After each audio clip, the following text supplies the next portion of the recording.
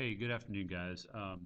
What I wanted to kind of go through with you today is I know that here recently we've had a lot of technology devices and different uses that have been thrown out our way. And I know one of the daunting challenges as this happens and occurs is how in the world do you take everything that is out there, and there is so much out there to choose from, and make sense of it and organize it and use it in a way that can help you in the classroom. And so what we wanted to try to do here was using the Symbaloo site through Five Star Technologies.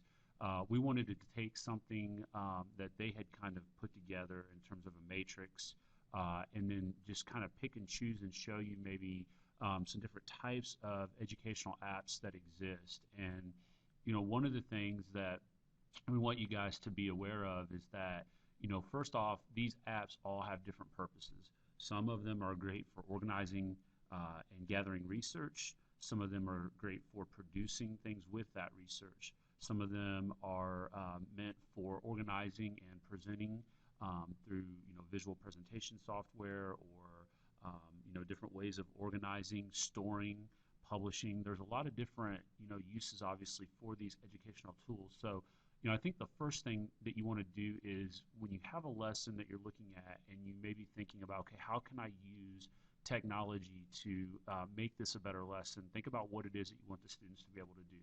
From that point, then maybe start to look at devices or web apps that might be able to help you with that. So I'm going to show you a couple through here. Some of these you are probably really familiar with, some of them maybe not. Not going to spend a whole lot of time on them, but just kind of giving you an idea of what it is. So as you take a look at this matrix up here, you're going to see, as I said, some things that you're probably familiar with, maybe some things that you aren't. But the first one that I'll start off with, I think people have been pretty exposed to, is Prezi. And Prezi, as you know, would be kind of, as I think Eric's referred to it before, as the PowerPoint on steroids.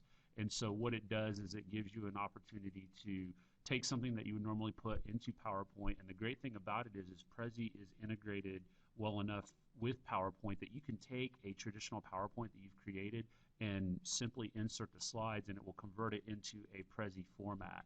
And you can kind of see just from my dashboard here some of the different options that you have available, the different backgrounds, the concept ideas that you can get. There's just a lot of different ways in which you can present your information. This is for you and for the students as well. I've had a number of students that now use Prezi. As you can see, Abby created a Prezi for a case study in my business class where she used this instead of PowerPoint, and there's some advantages to doing it on the web as well. Not only do you get, maybe a little bit more detailed or better options with creating the presentation, but the fact that it's web-based allows you the flexibility to be able to access this, share it, collaborate with other students as well. So there's some other benefits and features to Prezi that make it very user-friendly, okay? So that's maybe an example of a presentation thing. Here's a web app that I've used called Poll Everywhere, and this is really good for two things. Number one, it allows you to create questions, very simple poll-based questions for your entire class, and you can sign in and build your class in, send them a link. I did this one day when I was gone for heck. I wanted to get an idea of the 3 days that I was gone, how the work was going with the class. And so basically what I had them do was I created a question saying how is the work going, or are you going to get done with the work by the end of the third day? And then I knew coming back what percentage of my students weren't going to be done, what percentage were. And so I shared the link with them. They simply logged in. As you can see here, there's also a text feature to this. So if you want the students to be able to reply through text messaging, they can do that as well. So it's great for feedback, and it's also good for pre-testing knowledge on a topic. You can create poll questions. This could be your exit ticket or arrival ticket, depending on if you're using flipped classroom or not. So that's a really great tool there, very easy and simple to use. Another tool that I would recommend is Live Binders.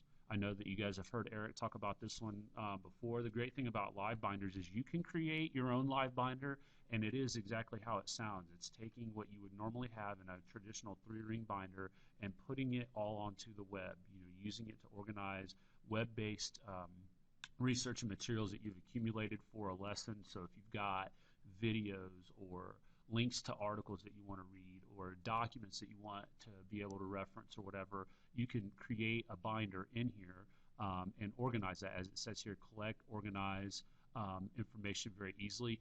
Another nice thing about this is that you can search for binders as well. So there are things that are already out there that you may want to look at. So for example, here's one on close reading, and this is a binder that somebody created. And as you'll see, once this loads, you can see the tabs over here. So you have your main tabs, and then you have your sub tabs within there. And there's all kinds of information that you can get from this. You can give feedback about if it was useful or not. And so this is really a great way to be able to share information and more than anything to be able to store it in a centralized location.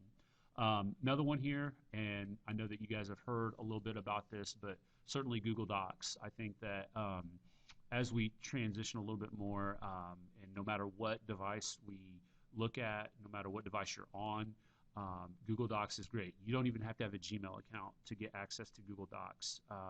We'll talk about this a little bit more the first week in December, but one of the great things with Google Docs, you've got a document writer like Word, you've got presentation software like PowerPoint, spreadsheet like Excel, and then you can create forms. So if you want to create like a questionnaire for your class or survey for your class, there's forms that you can choose from in there. There's also a freehand drawing app.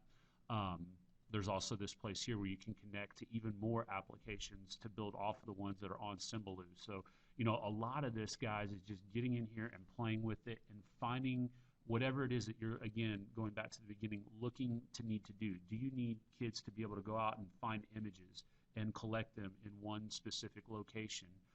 Do you need them to be able to take notes on research and find a research-oriented app? So all that is available from the Google Apps and Google Docs dashboard there. So there's also a lot of great opportunity that we'll talk about with being able to collaborate and share information, giving the people that you share the documents with the rights to be able to edit and annotate on the document. You can see that happening in real time. Literally, you can be in different locations. People can have the document open at the same time and working on it. And as you're working on the document, you're seeing notes that are coming up there. So there's a lot of great things with Google Docs. The last one that I want to kind of go through here is maybe some of you guys are familiar with TED Talks.